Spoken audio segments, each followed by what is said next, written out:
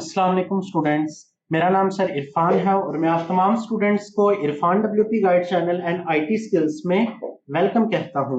Students, Irfan WP guide channel पे हम WordPress से रिलेटेड ट्यूटोरियल्स सीख रहे हैं, ठीक है। और आज हम जिस प्लेलिस्ट पे काम कर रहे हैं इसका नेम है WordPress projects by Irfan WP guide. इन प्रोजेक्ट्स में हमने जिस प्रोजेक्ट पे काम स्टार्ट किया है वो एफिलिएट मार्केटिंग से रिलेटेड है। इस कोर्स में हम एफिलिएट मार्केटिंग से रिलेटेड वेबसाइट तैयार करना सीख रहे हैं, जिसमें हमने अभी तक ये सीख लिया है कि किस तरह से हम ओशन डब्ल्यूपी की थीम को अपने प्रोजेक्ट के अंदर इंस्टॉल करते हैं, इसके प्लगइन्स को किस तरह से प्रॉपर तरीके से इंस्टॉल किया जाता है। इस थीम के हेडर एंड फुटर सेक्शन पे हम काम कर चुके हैं और हेडर मेन्यू एंड फुटर को मुकम्मल तरीके से कस्टमाइज करना भी सीख चुके हैं। स्टूडेंट्स, इस कोर्स की मेन ऑब्जेक्टिव ये है कि अब हमने अपनी इस एफिलिएट मार्केटिंग वेबसाइट पे ब्लॉग पोस्ट पे काम करना है। हम ये चाहते हैं कि हम अपनी एफिलिएट पोस्ट स्टार्ट करें ताकि हम अपनी एफिलिएट पोस्ट में अपना कंटेंट लिखकर अपने कंटेंट के जरिए एफिलिएट मार्केटिंग के थ्रू अर्निंग कर सकें। अगर आप इंटरेस्टेड हैं एफिलिएट मार्केटिंग की पोस्ट करने में, तो एफिलिएट मार्केटिंग पोस्ट करने से पहले आपको ये सीखना पड़ेगा कि अगर आप वर्डप्रेस को यूज करते हुए एफिलिएट मार्केटिंग पोस्ट लिखना चाहते हैं तो उसके अंदर कौन कौन सी चीजों का होना लाजमी है, कौन कौन सी टिप्स हैं, कौन कौन सी ट्रिक्स हैं जो आपको आनी चाहिए एसईओ के पॉइंट ऑफ व्यू से, सर्च इंजन ऑप्टिमाइजेशन के पॉइंट ऑफ व्यू से। क्योंकि जब आप अपनी वेबसाइट को लाइव करेंगे तो आपकी वेबसाइट दुनिया में हर पर्सन को नजर आएगी। इन तमाम तर पर्सन तक वेबसाइट शो करने के लिए जो सबसे इंपॉर्टेंट रोल है वो गूगल का है कि Google as a search engine के तौर पे आपकी पोस्ट को, आपकी वेबसाइट को, आपकी एफिलिएट प्रोडक्ट्स को लोगों को रिकमेंड करेगा। अब गूगल किस बेस पे आपकी प्रोडक्ट दूसरे लोगों को रिकमेंड करेगा, इसके लिए आपको इस चीज को समझना है कि गूगल कौन कौन सी रिकमेंडेशन देता है वेबसाइट के ऑनर्स को कि आप अगर किसी भी किस्म की कोई ब्लॉग पोस्ट तैयार कर रहे हैं तो कौन कौन सी चीजों का होना लाजमी है आपकी पोस्ट के अंदर। तो पोस्ट के अंदर कुछ चीजों का होना लाजमी है सर्च इंजन के पॉइंट ऑफ व्यू से। वो तमाम तर चीजें आज के सेशन के अंदर मैं आपके साथ शेयर करने वाला हूं और आने वाले सेशन में हम प्रैक्टिकली सीखने वाले हैं कि किस तरह से हम अपनी ब्लॉग पोस्ट तैयार करते हैं, ब्लॉग पोस्ट की एसईओ किस तरह से हम एसईओ के प्लगइन्स के जरिए करते हैं और प्रैक्टिकली आपको एसईओ ब्लॉग पोस्ट पे इंप्लीमेंट करके दिखाई जाएगी, ठीक है। लेकिन इससे पहले आपको ये तमाम तर टिप्स एंड ट्रिक्स पता होनी चाहिए कि एक ब्लॉग पोस्ट के अंदर कौन कौन सी इंपॉर्टेंट चीजें हैं जो एफिलिएट मार्केटिंग के पॉइंट ऑफ व्यू से इंपॉर्टेंट हैं। तो एफिलिएट मार्केटिंग की अगर मैं बात करूं तो एफिलिएट मार्केटिंग की जब आप पोस्ट तैयार करेंगे तो आपने इन टॉपिक्स को ज्यादा देखना है क्योंकि ये ऐसे टॉपिक्स हैं जो ट्रेंडिंग में आ रहे होते हैं। समझ आ रही है? यहाँ पे आपको बेस्ट लिखा नजर आ रहा है, reviews, compare, under budget, latest, deals, how to, इस तरह की चीजों पे आपने फोकस करना है। मैं इनकी एक एक्सप्लेनेशन आपके साथ शेयर करने वाला हूँ जिससे आपको मुकम्मल आइडिया मिल जाएगा कि मैं किस कंटेंट टाइप की बात कर रहा हूँ यहाँ। तो अगर आप यहाँ पे नोटिस करें कि अगर मैं आपको ये कहता हूँ कि आपने एक ब्लॉग पोस्ट या एक आर्टिकल लिखना है Amazon एफिलिएट मार्केटिंग से रिलेटेड, तो आपका जो कंटेंट है वो किस किस्म का हो सकता है। तो कंटेंट की वैरायटी बहुत ज्यादा है। जैसे कि पहले नंबर पे आप देखें लिखा नजर आ रहा है बेस्ट, तो आप इस तरह की पोस्ट कर सकते हैं एफिलिएट मार्केटिंग के अंदर रहते हुए जिसमें आप एक ऐसी प्रोडक्ट की बात करें जिसके अंदर आप 4 या 5 या 10 प्रोडक्ट ऐसी रखें जिनको आप बेस्ट कह रहे हैं। जैसे कि यहाँ पे मैं एग्जांपल देता हूँ, बेस्ट स्मार्टफोन इन इंडिया या पाकिस्तान 2023, ठीक है। 2023 में कौन कौन से बेस्ट स्मार्टफोन्स हैं जो आप लोगों को रेफर करना चाहते हैं ताकि वो लोग आपकी ब्लॉग पोस्ट देखने के बाद डिसीजन कर सकें या डिसाइड कर सकें कि मुझे ये वाला जो स्मार्टफोन है ये क्या करना है, परचेज करना। तो ये एक अच्छा ऑप्शन है। लोग इस तरह की चीजें इंटरनेट पे, गूगल पे सर्च कर रहे होते हैं कि बेस्ट स्मार्टफोन्स कौन से हैं, या वो बेस्ट का लफ्ज जरूर गूगल के सर्च क्यूरी के अंदर लिखते हैं। तो इस तरह की ब्लॉग पोस्ट आपने लिखी होंगी तो इंशाल्लाह जहाँ पे लोगों की पोस्ट नजर आएंगी आपकी भी पोस्ट नजर आएगी। अच्छा, इसके बाद आप अपने इस एफिलिएट मार्केटिंग वेबसाइट पे रिव्यूज वाला कंटेंट भी लिख सकते हैं। आपको अगर याद हो तो हमने जब अपना मेन्यू तैयार किया तो मैंने रिव्यू के नाम से भी एक पोस्ट कैटेगरी तैयार की हुई है। वो इसीलिए तैयार की हुई है कि कुछ प्रोडक्ट्स जो लोग इस्तेमाल करना चाहते हैं तो उसके बारे में लोग इंटरनेट पे इंफॉर्मेशन देख रहे होते हैं कि क्या ये प्रोडक्ट अगर किसी ने पहले इस्तेमाल की हुई है तो लोगों का इसके बारे में क्या कहना है कि क्या ये प्रोडक्ट सही है या नहीं है, लोग इसके बारे में क्या रिव्यूज देते हैं। तो अगर आप रिव्यूज के नाम से पोस्ट बनाएंगे और लोग उसको देखेंगे तो इससे भी आपकी जो वेबसाइट की जो ट्रैफिक है वो काफी ज्यादा क्या होगी, इंक्रीज होगी। तो आप लोगों ने क्या करना है, आने वाले वक्त में रिव्यूज से रिलेटेड भी प्रोडक्ट्स लेके आनी है। इसी तरह कंपेयर वाली पोस्ट भी आप तैयार कर सकते हैं। अगर आप कंपेयर की बात करें तो यहाँ पे देखें आप आईफोन 11, 12, 13, 14 इन सब की एक ही ब्लॉग पोस्ट तैयार करें, इन सबको कंपेयर कर सकते हैं। कंपेयर आप कैसे करेंगे, इनकी स्पेसिफिकेशंस बता के कंपेयर कर सकते हैं, इनका बैटरी टाइम बता के कंपेयर कर सकते हैं, इनका स्क्रीन साइज बता के कंपेयर कर सकते हैं। कंपेयर करके आप लोगों को इनका एफिलिएट लिंक्स भी इनकी इमेजेस के नीचे दें, तो लोगों को इनमें कंपैरिजन के बाद जो भी पसंद आई तो वो उस प्रोडक्ट पे क्लिक करके, बाय नाउ पे क्लिक करके वो प्रोडक्ट खरीद सकते हैं। इससे क्या होगा, आपकी सेल जनरेट होगी। जब आपकी सेल जनरेट होगी आपको इसका क्या होगा, कमीशन मिलेगा। कहां से, अमेज़न। तो ये मैं आपको कंटेंट टाइप बता रहा हूँ कि आने वाले वक्त में आपने ये परेशान नहीं होना कि यार पोस्ट में किस किस्म की करूं। तो यहाँ पे ये तमाम तरह आइडियाज दे रहा हूँ कि बेस्ट वाली पोस्ट भी हो सकती है, रिव्यूज वाली भी हो सकती है, कंपेयर वाली भी हो सकती है। और बहुत सारे लोग तो अंडर बजट प्रोडक्ट्स ढूंढ रहे होते हैं। अंडर बजट प्रोडक्ट्स का मतलब है कि कोई बंदा है जो 10,000 से कम की रेंज में स्मार्टफोन ढूंढ रहा है, कोई 20,000 की रेंज में ढूंढ रहा है, कोई 1 लाख की रेंज में देख रहा है, कोई लैपटॉप देख रहा है 1 लाख का, कोई देख रहा है 20,000 का लैपटॉप। तो आप इस तरह की अंडर बजट प्रोडक्ट्स जो होती हैं वो भी लगा सकते हैं। इस तरह आप चेयर्स भी लगा सकते हैं कि 10,000 के अंदर अंदर ये वाली चेयर्स हैं, 40,000 के अंदर ये वाली चेयर्स हैं। तो बहुत सारी प्रोडक्ट्स हो सकती हैं जिनको आप अंडर बजट की कैटेगरी में रख सकते हैं। इसी तरह आप लेटेस्ट वाली रख सकते हैं। आपको पता है कि जैसे कोई नई चीज मार्केट में आती है, बहुत सारे लोगों को एक जुनून होता है उस चीज को सर्च करने का, तो आप लेटेस्ट वाली प्रोडक्ट्स भी अपने ब्लॉग पोस्ट के अंदर ऐड करेंगे तो इससे ज्यादा फायदा होगा। जैसे कि मैं कह देता हूँ कि आईफोन 15 या 16 अगर कभी लॉन्च होता है तो आप फौरन ही 1-2 दिन के अंदर अंदर ही एक ब्लॉग पोस्ट लिखते हैं जिसमें उस मोबाइल फोन की सारी स्पेसिफिकेशंस डिटेल बताते हैं। तो जाहिर बात है लोगों ने सर्च करना है, किसी और ने उसके बारे में नहीं लिखा हुआ और आप उसके बारे में बता रहे हैं, तो ज्यादा चांसेस हैं कि आपका जो ब्लॉग है वो बूस्ट करेगा, उस पर ट्रैफिक काफी ज्यादा आएगी और आपको फिर उससे अर्निंग भी ज्यादा होगी। अगर लोग आईफोन 14 जो है वो आपकी वेबसाइट के एफिलिएट लिंक के जरिए परचेज कर, ये बातें समझ आ रही हैं आप लोगों को। तो ये आपके टॉपिक्स होने वाले हैं आने वाले वक्त में। इस तरह डील्स का भी मैंने सेक्शन बनाया है। डील्स का मैंने पहले भी आपको बताया है कि डील्स में अमूमन जो प्राइस होती है वो कम होती है।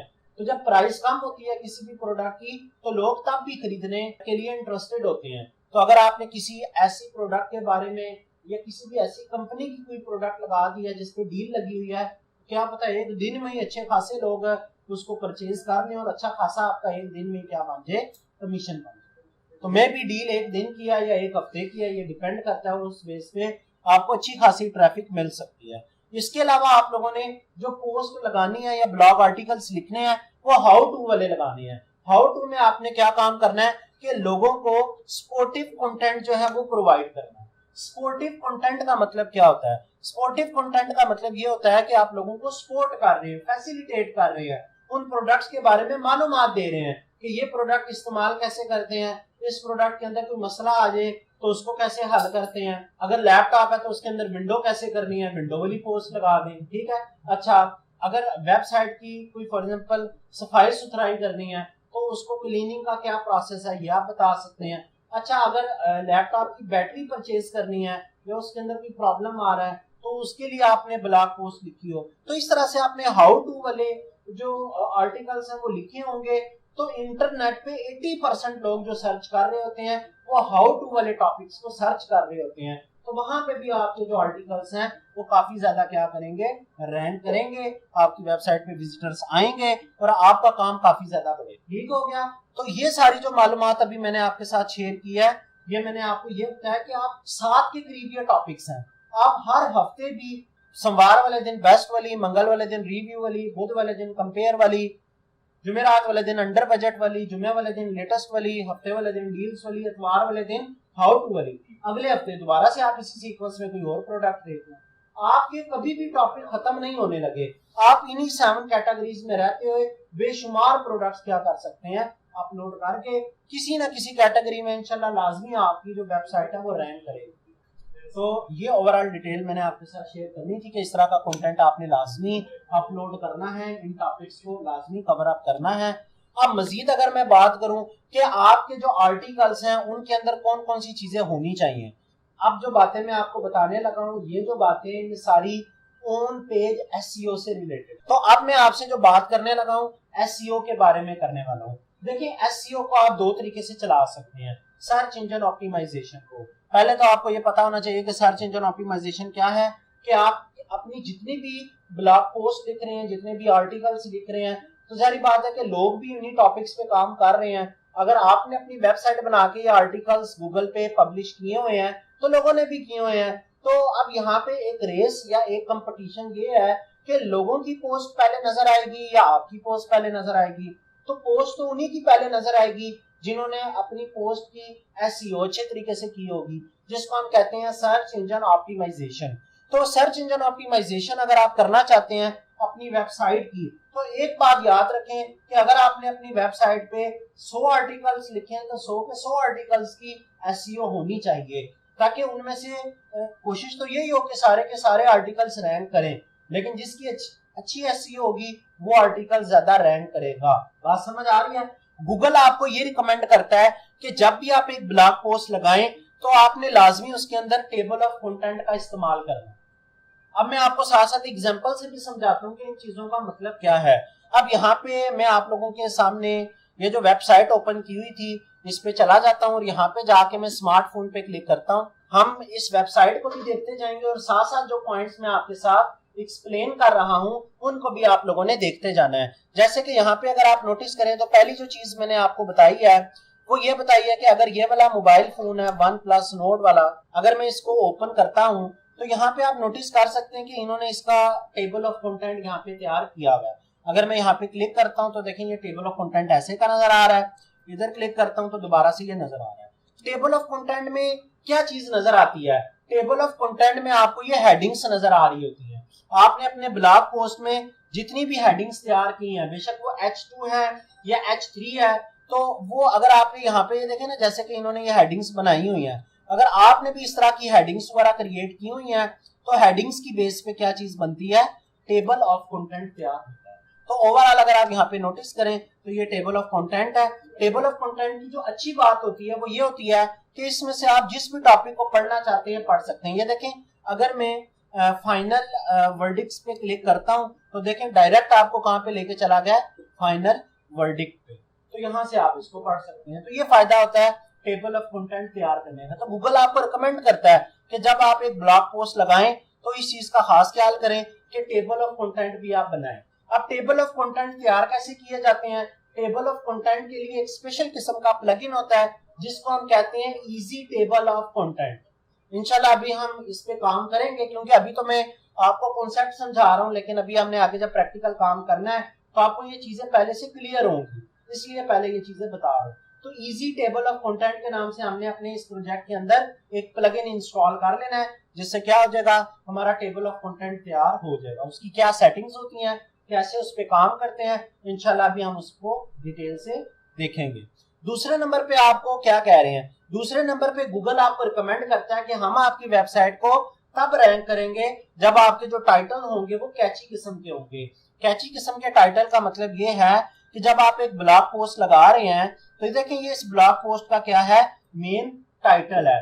टाइटल के ऊपर आप लोगों ने देखें जैसे कि इन्होंने यहाँ पे बेस्ट लिखा हुआ है या मिड रेंज लिखा हुआ है, स्मार्टफोन वगैरह, तो इस तरह के लफ्ज इस्तेमाल करने के लोग देखते ही उस टाइटल को इस बात पे मजबूर हो जाएं कि वो आपकी वेबसाइट की जो पोस्ट है इस पे क्लिक करें और उसको पढ़ने की तरफ मुतवज्जे हो। तो टाइटल आपने बेहतरीन किस्म का लिखना है। टाइटल के हवाले से एसईओ का जो पॉइंट ऑफ व्यू है वो ये है कि आपके पास जो अलाउ होता है वो 100 कैरेक्टर होते हैं, लेकिन 100 में से आप लोगों ने मैक्सिमम 60 to 70 की रेंज के अंदर रहते हुए आपने क्या लिखना है? अपना ब्लॉग जो पोस्ट होती है उसका टाइटल लिखना।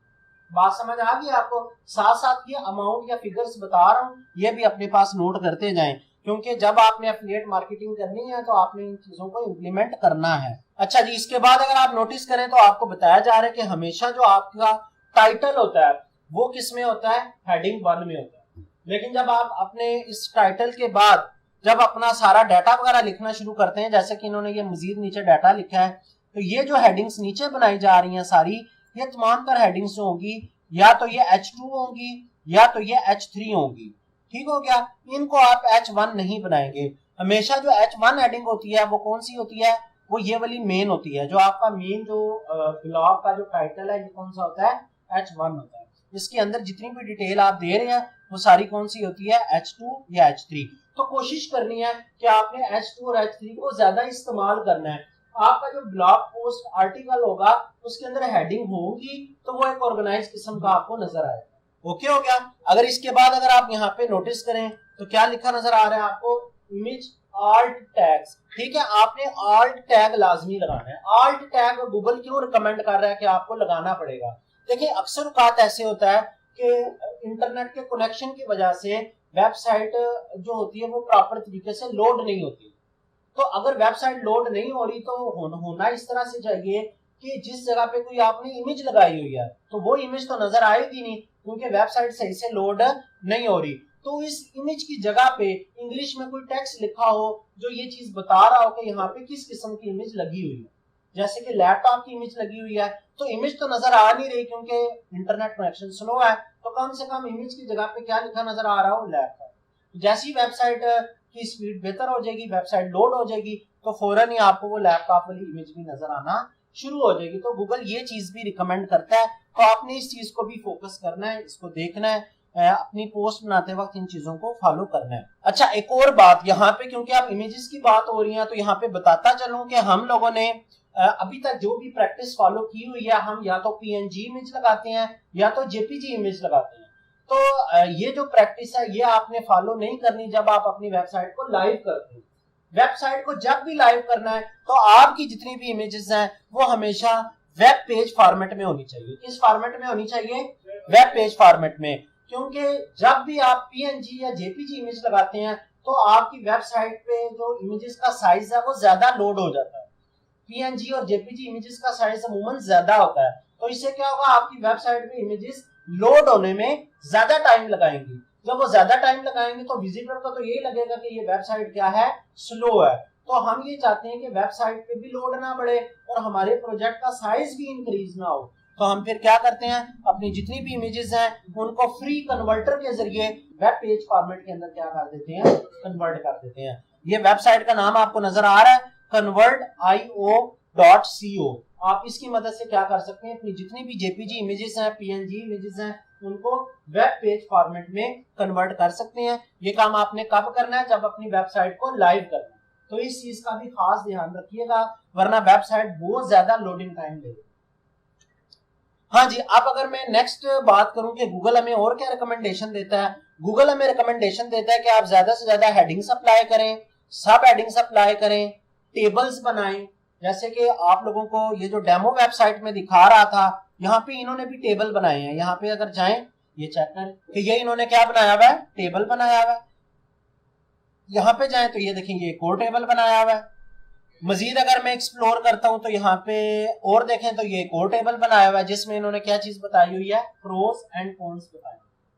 बात समझ आ गई आप लोगों को?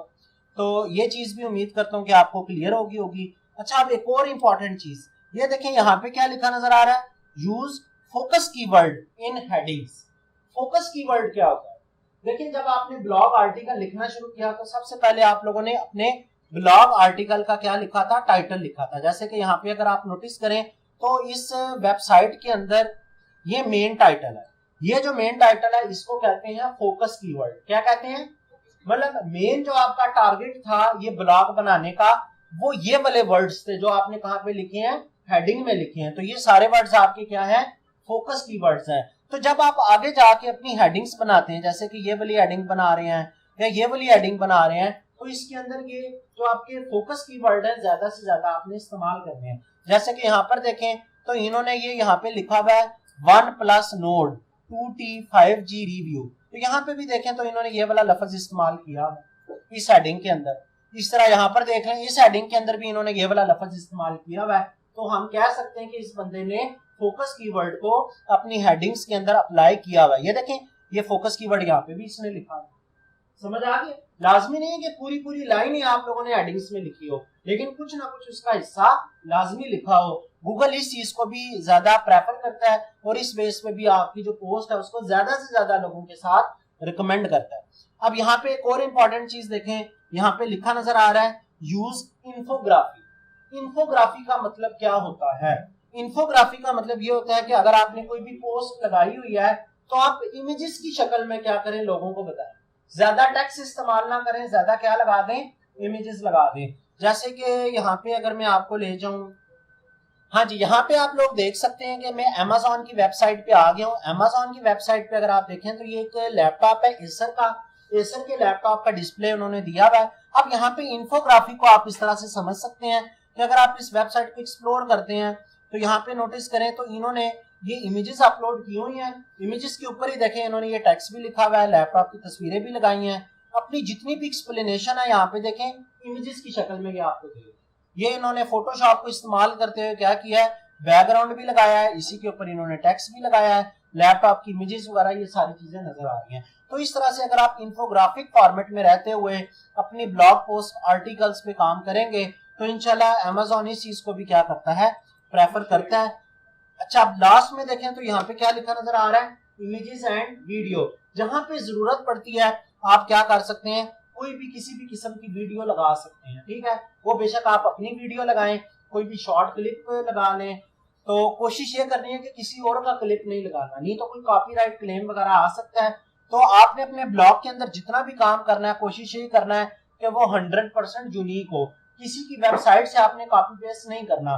जब हम ई कॉमर्स का काम कर रहे थे तब तो मैं कॉपी पेस्ट कर रहा था, लेकिन अब आप लोगों ने ये काम नहीं करना, क्योंकि आप लोग एफिलिएट मार्केटिंग कर रहे हैं, क्योंकि आप एसईओ को देख रहे हैं, आप अपनी वेबसाइट को लाइव करने में इंटरेस्टेड है और लाइफ टाइम के लिए एफिलिएट मार्केटिंग का काम करना चाहते हैं। इसके बाद 3 चीजें और हैं जो गूगल रिकमेंड कर रहा है, इसके अलावा भी बेशुमार चीजें हैं, लेकिन ये वो चीजें हैं जो आपको एसईओ के अंदर अपनी वेबसाइट की ऑन पेज एसईओ करने के लिए जरूरत पड़ती है। यहाँ पे आपके पास लिखा नजर आ रहा है इनबाउंड लिंक और यहाँ पे लिखा नजर आ रहा है आउटबाउंड लिंक। ये दोनों कॉन्सेप्ट आपको समझ आने चाहिए। इन दोनों बातों का मतलब अगर आपको पता होगा तो ये दोनों चीजें आप इंप्लीमेंट कर सकेंगे। इनबाउंड लिंक क्या होते हैं ये समझ। अब यहाँ पे इनबाउंड लिंक को एक्सप्लेन करने के लिए मैं आपके सामने एक वेबसाइट ओपन करने लगा हूं जिसका नाम है विकीपीडिया। विकीपीडिया का तो आप एक्सप्लोर करते रहते होंगे, ठीक है। तो विकीपीडिया पे जाते हैं, मैं यहाँ पे लिखता हूँ कंप्यूटर। जैसे ही यहाँ पर मैंने कंप्यूटर टाइप किया तो अब कंप्यूटर से रिलेटेड मेरे पास मालूमात आ गई है। अब यहाँ पे अगर आप नोटिस करें तो कंप्यूटर की डेफिनेशन को ही अगर आप नोटिस करें तो यहाँ पे लिखा है कंप्यूटर इज अ मशीन। अब देखिए जैसे ही मैंने मशीन के वर्ड पे गया हूं तो इसका जो कलर है ये ब्लू कलर है, समझ आ रही है। इसका मतलब ये है कि ये जो विकीपीडिया की वेबसाइट है इन्होंने मशीन के टॉपिक पे अलग से एक आर्टिकल लिखा हुआ है। अब यहाँ पे नोटिस करें कि मैं अगर मशीन पे राइट क्लिक करता हूँ और इसको न्यू टैब में ओपन करता हूँ तो ये देखिए अलग से मशीन का पूरा टॉपिक आपके सामने ओपन हो चुका है कि मशीन क्या है या इसके अंदर क्या चीजें होती है। तो इसी तरह से अगर आप यहाँ पर जाएं तो इसी डेफिनेशन के अंदर कह रहे हैं कि computer arithmetical logical operations perform करता है और ये कौन सी डिवाइस है, डिजिटल इलेक्ट्रॉनिक डिवाइस है। अगर मैं यहाँ पे भी राइट क्लिक करके इस लिंक को ओपन करता हूँ तो डिजिटल एंड इलेक्ट्रॉनिक से रिलेटेड पूरा पैराग्राफ ओपन है। लेकिन यहाँ पे नोटिस करें कि मैं जिस भी लिंक को राइट क्लिक करके न्यू टैब में ओपन कर रहा हूँ तो अगेन मेरे पास जो वेबसाइट ओपन हो रही है ये विकीपीडिया की ओपन हो रही है, कोई और वेबसाइट ओपन नहीं हो रही। तो इसका मतलब क्या हुआ कि विकीपीडिया वालों ने इनबाउंड लिंक लगाए हुए हैं, यानी अपनी एक पोस्ट को दूसरी पोस्ट के साथ क्या किया हुआ है, लिंक किया हुआ है। जहां पे भी आपके टेक्स्ट के अंदर आपको फील हो रहा है कि ये वाली चीज मेरी किसी और पोस्ट के साथ लिंक कर रही है तो उस पोस्ट का लिंक आप अपने इस टेक्स्ट के साथ क्या कर सकते हैं, लगा सकते हैं। तो इस चीज को हम क्या कहते हैं, इनबाउंड लिंक। यहाँ पे तो देख लें बेशुमार इनबाउंड लिंक्स नजर आ रहे हैं क्योंकि बहुत सारा टेक्स्ट ऐसे है जो आपको ब्लू कलर में नजर आ रहा है। इन्होंने इन तमाम तरह टेक्स्ट पे अलग अलग टॉपिक्स लिखे हुए। समझ आ गई आप लोगों को बात। ये चीज होती है इनबाउंड लिंक। आउटबाउंड लिंक क्या होते हैं? आउटबाउंड लिंक का मतलब ये होता है कि अगर यहाँ से मैं किसी भी लिंक को ओपन करता हूँ न्यू टैब में और उसके नतीजे में होता ही है कि विकिपीडिया ओपन नहीं होता बल्कि कोई और वेबसाइट ओपन हो जाती है। तो इसका मतलब यह है कि आपने अपनी वेबसाइट से किसी दूसरी वेबसाइट को ओपन करवाया है, तो ये चीज कहलाती है आउटबाउंड लिंक, कि आपने जो लिंक लगाया ये किसी और की वेबसाइट का लिंक लगाया। तो ये दोनों चीजें जो हैं ये आपको लगानी पड़ती हैं। इनबाउंड लिंक जो है ये आपको बहुत ज्यादा हेल्प करते हैं ऑन पेज एसईओ के लिए। हाँ जी, यहाँ पे अगर आप देखें तो आपको लास्ट दो चीजें रह गई हैं, पढ़ लें फिर इसको फिनिश करते हैं इंशाल्लाह। जो हमारी नेक्स्ट क्लास होगी उसमें मैंने आप लोगों को जो एसईओ का जो प्लगइन है वो इस्तेमाल करके मुकम्मल एक पोस्ट बना के दिखाऊंगा, ताकि आपको मुकम्मल डिटेल से इन डेप्थ समझ आए कि किस तरह से हम एक आर्टिकल लिख सकते हैं। ठीक हो गया। तो यहाँ पे देखें तो आपको ये कह रहा है कि आप लोगों ने शॉर्ट पैराग्राफ इस्तेमाल करने हैं। शॉर्ट पैराग्राफ का मतलब ये है कि अगर आप इस वेबसाइट को यहाँ पे नोटिस करें तो ये देखें जी, विकिपीडिया वालों को भी देख लें कि इन्होंने 4-4, 5-5 लाइनों के पैराग्राफ लगाए हुए हैं। ये नहीं है कि एक ही कोई 50 लाइनों का पैराग्राफ लिख दिया तो नहीं जी आपका आर्टिकल लिखा गया। ऐसे नहीं करना, बल्कि आपने छोटे छोटे पैराग्राफ बना के उसके अंदर टू द पॉइंट लोगों को जो भी उनके कॉन्सेप्ट हैं, जो भी उनके प्रॉब्लम्स हैं, जो भी चीज वो ढूंढना चाहते हैं उनका सोल्यूशन प्रोवाइड करें। जितना अच्छे तरीके से आप सोल्यूशन प्रोवाइड करेंगे उतने ही ज्यादा लोग आपकी वेबसाइट के पक्के वाले विजिटर बन जाएंगे। उनको पता चल जाएगा कि यार ये वेबसाइट जो है ये मुझे हमेशा सही मालूमात देती है, एक्यूरेट मालूमात देती है, लंबी लंबी इन्होंने नहीं छोड़ी हो। हाँ जी, और लास्ट में देखें क्या लिखा नजर आ रहा है। बेशक आप डिटेल में अपने जितने भी आर्टिकल्स हैं लिखें, लेकिन टू द पॉइंट लिखें। मतलब आप टॉपिक के बारे में लोगों को बताना चाह रहे हैं, उसी के दायरे के अंदर रहते हुए, उसी की बाउंड्री के अंदर रहते हुए लोगों को चीजें एक्सप्लेन करें और अपना माइंड क्लियर करें पोस्ट बनाने से पहले कि यार ये चीजें मैंने अपनी पोस्ट में लगानी है। बेशक वो टेक्स्ट है, बेशक वो इमेजेस है, बेशक वो टेबल ऑफ कंटेंट है, बेशक वो टेबल्स हैं, बेशक वो इंफोग्राफी है। तो ये चीजें आपने पहले से डिसाइड करनी है, इनका सीक्वेंस पहले से डिसाइड करना है, एसईओ को अपने माइंड में रखना है, ये चीजें फिर इंप्लीमेंट करनी है, फिर एक अच्छी पोस्ट बनेगी। मेन मसला पोस्ट लिखना नहीं है, मेन मसला पोस्ट को रैंक करवाना है कि गूगल के पहले पेज पे आए ताकि लोग क्लिक करें और आपके वेबसाइट से कोई चीज खरीदें तो आपको कमीशन मिले। मेन चीज अर्निंग है जो आपको चाहिए, और वो अर्निंग तब भी होगी जब आप लोगों को अच्छे सॉल्यूशंस प्रोवाइड करेंगे, अच्छे तरीके से बताएंगे। और यकीन माने लोगों को एक अच्छा आर्टिकल लिखने में 2 से 3 दिन लग जाते, 1 घंटे का काम नहीं है, आधे घंटे का काम नहीं है। ठीक है, इसमें पूरी टीम्स बैठ के काम करती हैं और डिसाइड करती हैं कि इतने पैराग्राफ लिखे हैं, इस जगह पे इमेजेस लगाई हैं, इस तरह से ये बेहतरीन लग रहा है। वो लोगों के टॉपिक्स को भी देखते हैं, वेबसाइट पे जाके लोगों ने इस तरह से कंटेंट लिखा है, हम किस तरह से यूनिक वे में चलाएं। वो पहले लोगों के लिंक्स ऑन करते हैं उस टॉपिक से रिलेटेड, और फिर वो अपना जो आर्टिकल लिखते हैं वो उसको अच्छे तरीके से मैनेज। यहाँ तक मैं आज का सेशन वाइंड अप करता हूँ। हमारा जो नेक्स्ट सेशन होगा उसमें ये जो चीजें जो मैंने आज आपको क्लास में बताई हैं इसको माइंड में रखते हुए, और मैथ रैंक के नाम से जो एसईओ का प्लगइन है उसको सामने रखते हुए मैंने रिव्यू करना है एक पोस्ट का, और मैं आपको बताऊंगा कि प्रोफेशनल तरीके से रिव्यू वाली पोस्ट कैसे बनाई जाती है।